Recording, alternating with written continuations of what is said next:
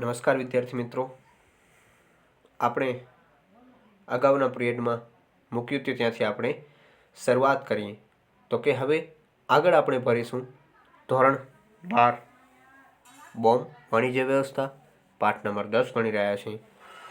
હવે આપણે આગળ વધીશું તો કે સારા વેચાણકર્તાની લાક્ષણિકતાઓ. સારા વેચાણકર્તાની લાક્ષણિકતાઓ વિશે સમજીશું. તો દરેક પેદાશોને વ્યક્તિગત વેચાણની જરૂરિયાતો રહે છે. વેચાણકર્તાને હંમેશા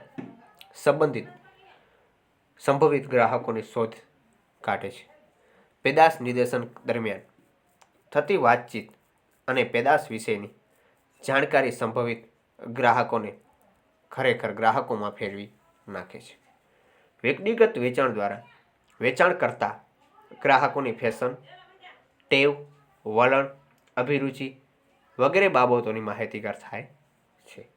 આ માહિતી બજારીય સંચાલકો માટે ઘણી જરૂરી બની જાય છે. 1. વેચાણકર્તા દેખાવે સ્માર્ટ, ચાલક, વાચળ અને તંદુરસ્ત હોવા જોઈએ. 2.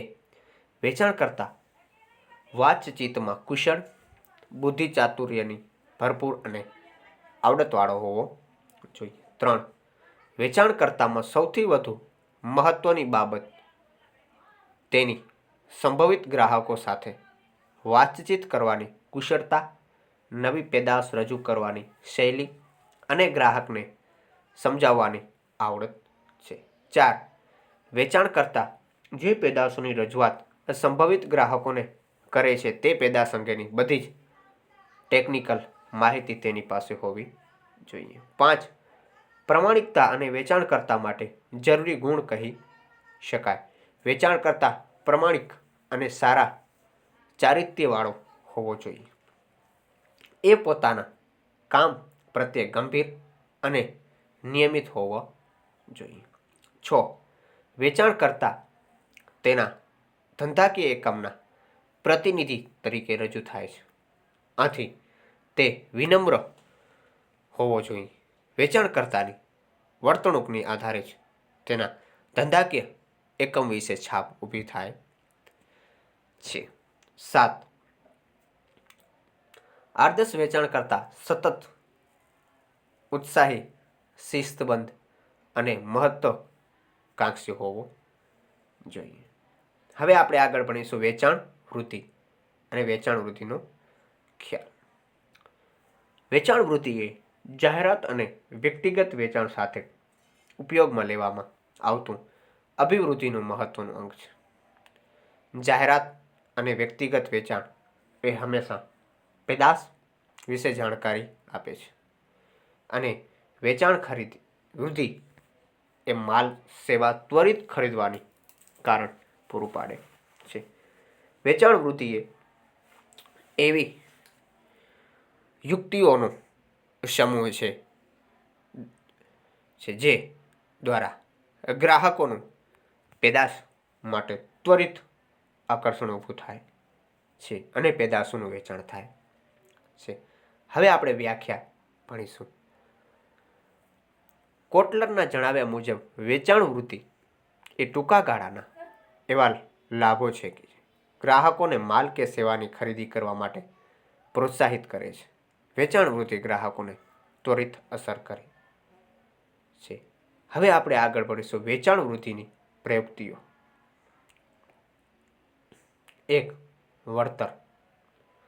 જ્યારે પેદાશ ખરેખર વેચાણ કિંમત કરતાં ઓછી કિંમતે મર્યાદિત સમય માટે આપવામાં આવે તો તેને વળતર આપ્યું કહેવાય, જેને સાદી ભાષામાં સેલ તરીકે ઓળખવામાં આવે છે.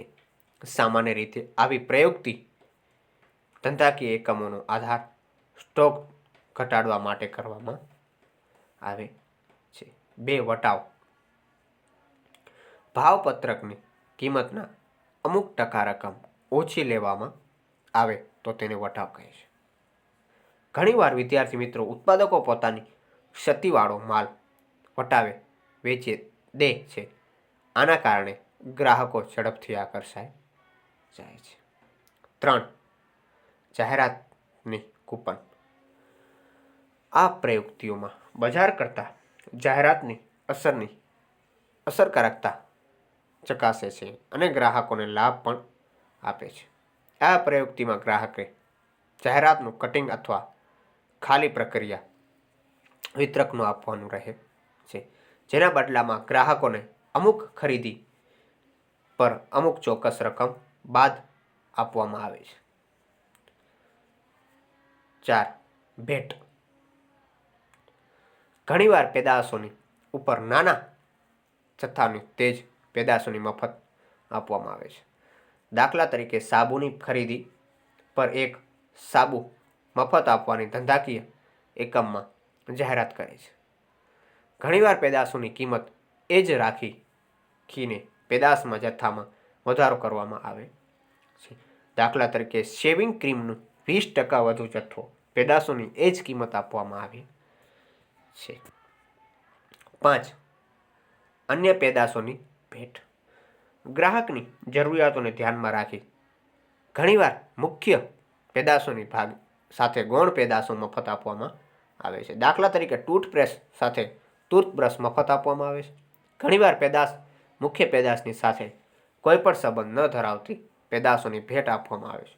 દાખલા તરીકે 4 સાબુની સાથે 1 બોલપેન મફત આપવાની જાહેરાત કરવામાં આવે છે. 6. ઇનામી ડ્રો. આ પ્રયુક્તિઓમાં ગ્રાહકોને એક કૂપન કોડ પેદાશ સાથે આપવામાં આવે છે. ચોક્કસ સમયના અંતે આવી બધી જ કૂપનોની ડ્રો કરવામાં આવે છે અને વિજેતાઓને ઇનામમાં વસ્તુઓ આપવામાં આવે છે. દાખલા તરીકે ભારત પેટ્રોલિયમ પોતે પેટ્રોલના ₹200થી વધુ રકમની ખરીદી કરનારા ગ્રાહકોમાં ઇનામી ડ્રોની કૂપન આપે છે. 7. વગર વ્યાજે લોનની સુવિધા. જ્યારે પેદાશોની કિંમત વધારે હોય અને ગ્રાહકો એક સમાટે ચૂકવી શકે તેમ ન હોય ત્યારે આ પ્રયુક્તિઓનો ઉપયોગ થાય છે. દાખલા તરીકે ટેલિવિઝન ખરીદવા માટે વગર વ્યાજની લોનની સુવિધા આપવામાં આવે છે.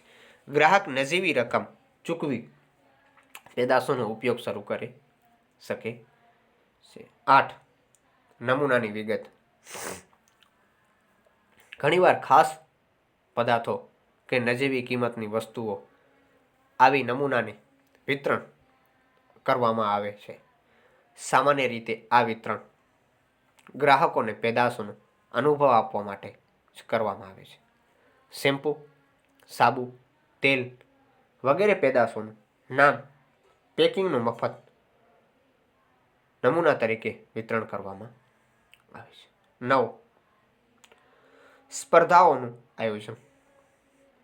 ઉત્પાદકો પોતાના સંભવિત ગ્રાહકોને એક સમટી નવી પેદાશોનો અનુભવ કરવામાં અથવા તો એક સમાટા બધા જ ગ્રાહકોને મળવા માટે સ્પર્ધાનું આયોજન કરે છે. દાખલા તરીકે ચિત્રકામના રંગ બનાવવાનું ધંધાકીય એકમ નવા રંગો બજારમાં મૂકતા પહેલા તેના ગ્રાહકો વિશેની બધી જ માહિતી મેળવવામાં તે બાળકોનું રંગપૂર્તિ સ્પર્ધા યોજે છે. સ્પર્ધાના વિજેતાને નવીન પેદાશ ભેટ આપવામાં આવે છે. હવે જોશું આગળ પ્રસિદ્ધ અને જાહેર સંપર્ક. પ્રસિદ્ધિનો ખ્યાલ. પ્રસિદ્ધિ એ એવો બિન વ્યક્તિગત માહિતી સંચાર છે જે ચૂકવણું કર્યા વગર માહિતી માધ્યમો દ્વારા કરવામાં આવે છે, જેમાં ધંધાકીય એકમ કે એકમની પેદાશ વિશે જણાવવામાં આવે છે. જ્યારે કોઈ ગ્રાહક કોઈ પેદાશ કે સંસ્થા વિશેના અનુભવો જાહેર જનતાને સમૂહ માધ્યમો દ્વારા જણાવે ત્યારે તેને પ્રસિદ્ધ કાર્ય કહી શકાય. પ્રસિદ્ધ માટે ધંધાકીય એકમો કોઈપણ જાતનું ચૂકવણું કરવાનું રહેતું નથી. તે ઘણી વખત જાહેર સંપર્કના કાર્યમાં પણ ગણવામાં આવે છે. પ્રસિદ્ધિમાં લોકોને આપેલું સંબોધન, ભાષણ, કોઈ ટેકનિકલની ચેનલ કે વર્તમાનપત્ર આપેલો વાર્તાલાપ, સખાવતી સંસ્થાનું આપેલું દાન, ફિલ્મ સ્ટાર કે ક્રિકેટરો દ્વારા નવી ઓફિસોનું ઉદ્ઘાટન વગેરે બાબતોનો સમાવેશ કરવામાં આવે છે. હવે વિદ્યાર્થી મિત્રો આપણે આગળ વધીશું તો કે પ્રસિદ્ધિની ભૂમિકા. 1. અભિવૃદ્ધિના બધા જ મિશ્રમાં આને ગ્રાહકો દ્વારા સૌથી વધુ વિશ્વાસપાત્ર ગણવામાં આવે છે. આમ પ્રસિદ્ધિની વિશ્વસનીયતા સૌથી વધુ હોય. 2. પ્રસિદ્ધિના કાર્યમાં ધંધાકીય એકમે ચૂકવણું કરવાનું હોતું નથી. આથી તે અભિવૃદ્ધિનું સૌથી સસ્તું મિશ્ર કહી શકાય છે. 3. પ્રસિદ્ધિના કાર્યમાં ઘણીવાર જાહેર સંપર્કનું કાર્ય પણ સમાયેલું હોય છે, જેમાં જેમાં બજારીય સંચાલકો ઓછા પ્રયત્ને વધુ સારી રીતે બજારીય માહિતી આપી શકાય તે છે. 4. વિશ્વસનીયતા સાથે સામૂહિક સંદેશ પ્રસાર કરવા માટે પ્રસિદ્ધ એક અસરકારક માધ્યમ છે. 5. ધંધાકીય એકમના વેચાણ મધ્યસ્થીઓને અને વેચાણકર્તાઓને પ્રસિદ્ધ મદદરૂપ થાય છે, કારણ કે પ્રસિદ્ધિ દ્વારા ઘણા બધા સંભવિત ગ્રાહકોને પેદાશ અને ધંધાકીય એકમો વિશે જાણકારી મળી જાય છે. તેથી વેચાણ મધ્યસ્થીઓ અને વેચાણકર્તાઓના વેચાણને પ્રયત્નો ત્વરિત અસર કરે. હવે જોશું આપણે જાહેર સંપર્કનો ખ્યાલ. જાહેર સંપર્કનો ખ્યાલ મુખ્ય ઉદ્દેશ્ય ધંધાકીય એકમના બધા જ સહભાગીઓ અને સંબંધિત વર્ગો સાથે સાનુકૂળ સંબંધો જાળવવાનો અને વિકસાવવાનો છે. એકમ પોતાની પ્રતિષ્ઠા જાળવવા માટે જાહેર સંપર્કનો ઉપયોગ છે. જાહેર સંપર્ક એવી પ્રવૃત્તિઓ સમૂહ છે જેની રચના અથવા આલેખ એવી રીતે કરવામાં આવે છે કે ધંધાકીય એકમની સારી છાપ તેના સહભાગીઓ તરફ ઊભી કરી શકાય કે જાળવી શકાય છે. હવે જોશું વિદ્યાર્થી મિત્રો કે જાહેર સંપર્કમાં નીચેની પ્રવૃત્તિઓનો સમાવેશ. 1. ધંધાકીય એકમ વિશેના સમાચાર વર્તમાનપત્રમાં આપવા. 2. ધંધાકીય એકમના વડાનું ભાષણ અને તેની પ્રસિદ્ધિ કરવી. 3. સેમિનાર, પરિસંવાદ, સ્પર્ધા કે રમતગમતનું આયોજન કરવું. 4. એકમનું સમાચારપત્ર બહાર પાડવું. 5. એકમ તરફથી જાહેર હિતના કાર્યો કરવા અને સમાજ સમક્ષ મૂકવા. 6. સામાજિક કે સાંસ્કૃતિક કાર્યક્રમોનું આયોજન કરવું ખૂબ જ જરૂરી બની રહે છે. હવે જોશું વિદ્યાર્થી મિત્રો જાહેર સંપર્કની ભૂમિકા.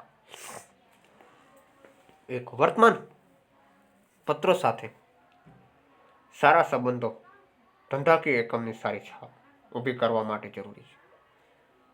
વર્તમાન પત્રો સાથેના સારા સંબંધો ધંધાકીય અને સંસ્થાની પેદાશોની જાણકારી સમાજને પહોંચાડવા માટે ઉપયોગી થઈ શકે છે. 2.